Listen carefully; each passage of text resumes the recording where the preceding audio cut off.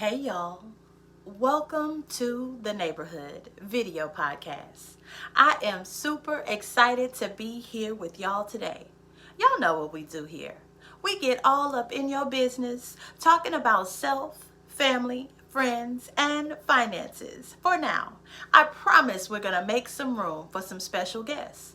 But as always, this is not a conversation about relationships because we are minding our own business. That's right. And once we get that straight, the rest will follow. You know me. I'm your nosy neighbor, Inertia Justice. So go get your coffee, your sweet tea, or whatever it is you're sipping on these days. As a matter of fact, go ahead and leave what you're sipping on in the comments. Maybe I'll grab myself a glass. Oh, me? What am I sipping on? Oh, baby, I'm sipping on a glass of water. And I suggest that you go get you one as well. Winter is coming, and it's very important that we stay hydrated and healthy. This is the time of year when colds and flus run rampant, and we are already in the middle of a pandemic.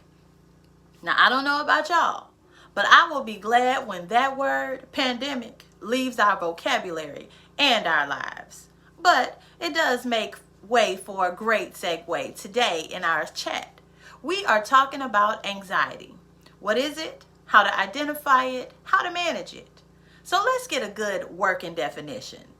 Webster defines anxiety as a feeling of worry, nervousness, and unease, typically about an imminent event or something with an uncertain outcome. Now, I was just speaking with the biggest of the small ones the other day. Y'all might know her as the newlywed Zaji Khalid Galan, or Zaji Makes of Sunshine Creations, or you might just know her as my oldest daughter. If you don't know her at all, then don't worry. I got all of her social media information down in the description below so you can follow her as well. But anyway, I was just talking to her and I was telling her about a show I was watching, and I told her I was going to have to stop watching that show because it was doing weird things to my thoughts. Like, it was colliding with some of my real life ideas and I couldn't resolve it all. She said, "Oh, it caused you anxiety." I said, "No, it did weird things to my thoughts.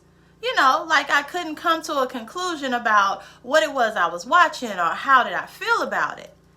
She continued, "Yeah, Ma, it caused you anxiety." So that's the reason why we're having this chat today. It's because I was wondering how many of my neighbors struggle with anxiety and just don't realize that's what it's called. We learned from our sister Iyanla Vanzant that we have to call a thing if we ever hope to address it and resolve it. So, my loves, are you anxious? If so, know that it's just like any other emotion. Anxiety passes.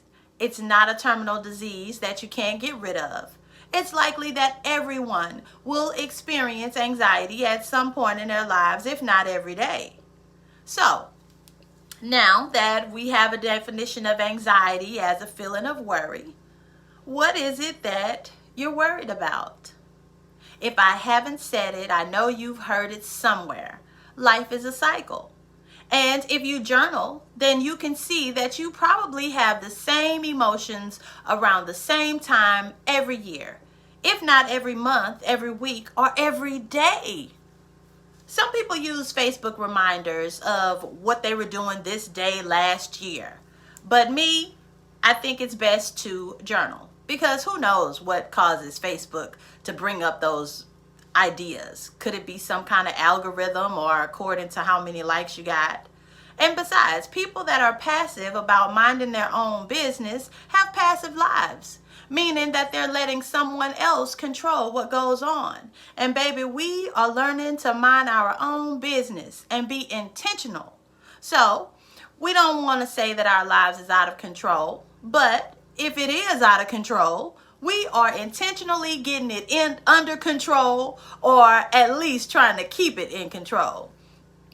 As I've said, we're going to find out what anxiety was and how to identify it. So, identifying it would be, how do you experience worry? What do you do? When you're worried, do you bite a pencil? Do you pace the floor? Do you get nervous? Do you get a headache? These small things are your body's mechanism of saying, hey, I'm stressed, I'm anxious, there's something going on. And we need to address those when they're just these small little things. Because if not, then we get to a point where we are at anxiety attack or a panic attack. I'm sure you guys have heard of it. But just to be clear, a panic attack is a sudden period of fear. It includes heart palpitations, sweating, shortness of breath, numbness, or an impending doom kind of feeling. The maximum degrees of these symptoms end within about 30 minutes, but they could last into an hour.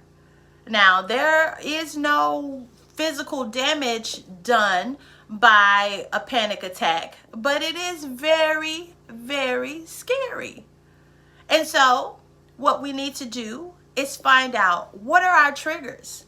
What does our body do to tell us that we're anxious, so that we can catch it on the lower end? So we can address these triggers and manage our anxiety, right? We've talked about triggers, like we have all the tools for this stuff. So when we start to notice that we're being anxious, we're tapping our foot or we're chewing on things, then we need to push back from whatever it is that we're doing. Maybe we need to take a short walk, grab a glass of water. Or if we're in an anxious situation because of the person that we're talking to, then we need to take a beat and say, hey, wait, hold on. Let me take a second and I'll get back with you. Now, the people around you are going to start understanding that, hey, she's creating boundaries. She's respecting her own boundaries. I'm going to have to respect her boundaries if I want to spend time with her. And I know, my loves, that it's complicated when you're around people that you love. And yeah, sometimes they get on your nerve and you don't want to alienate them. So you don't want to take that beat. You don't want to take that breath and step back and say, hey, wait, give me a minute, because you don't want to hurt their feelings. But in all actuality, you have to create these boundary spaces. You have to put yourself in the position where you can be the most happy, where you can be the most productive for yourself. So that's what we're going to do. We're going to mind our own business. We're going to take a beat when we feel anxious so that we don't have full-on anxiety attacks. So y'all know that's the end of our chat today. I had so much fun talking to y'all. And I know, like I told you, these chats aren't really sexy, but you are definitely sexy when you are minding your own business. So join me next time when we talk about depression.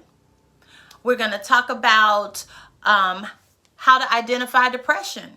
What is depression? What are some tools to manage depression? So thank you for sitting and sipping with your girl in the neighborhood.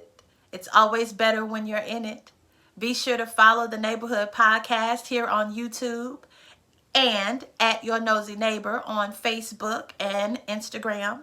There's always words of encouragement there. Always love to show for my neighbors. And if you love this show, then leave some comments, heart, thumbs, whatever. Share. You know I love you more.